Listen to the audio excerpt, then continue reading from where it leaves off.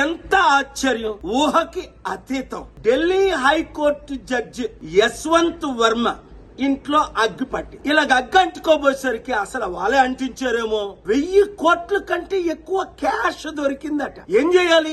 Immediate గా ఆయన్ని arrest చేయాలి, రిమాండ్ కు పంపించాలి, ఇన్వెస్టిగేషన్ చేయాలి, సిబిఐ ఈడీ అందరి ద్వారా.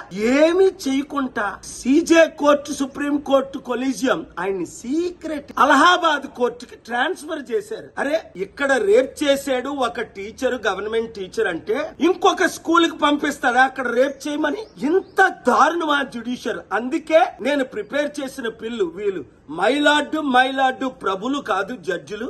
వీళ్ళకి ఇమ్యూనిటీ ఉండకూడదు. ఆర్టికల్ 14 ప్రకారం అందరూ సమానమే, వీళ్ళు కూడా సమానంగా చూడాలి. 1 ఇమ్యూనిటీ తీసేయాలి. 2 ఈ జడ్జిల మీద ఇమీడియట్ ఇన్వెస్టిగేషన్ చేయించాలి. 3 ఈయన్ని అరెస్ట్ చేసి ఇమీడియట్ గా రిమాండ్ కు పంపించాలి. 4 72 గంటలు ఇది జరగకపోతే లా మినిస్టర్ రిజైన్ చేయాలి. 5 మీడియా ఆర్టికల్ 19 చిన్న ఘోరాలు 15,000-20,000 వేలు లంచం తీసుకున్నోడు గురించి బ్రేకింగ్ న్యూస్లు పెడతారే. మరి 100,000 కోట్లు దొరికిన జడ్జిని ఇంకొక దగ్గర ట్రాన్స్ఫర్ చేస్తే ఆర్టికల్ 19 ప్రకారం ఫ్రీడమ్ ఆఫ్ ప్రెస్ లో మీరు బ్రేకింగ్ న్యూస్లు ఎందుకు పెట్టరు? ఎందుకు ఈ జడ్జిని వర్మానా, ఓహో వాడనా, ఓ వాళ్ళ తాలూకానా, పెద్ద హైకోర్టు జడ్జనా?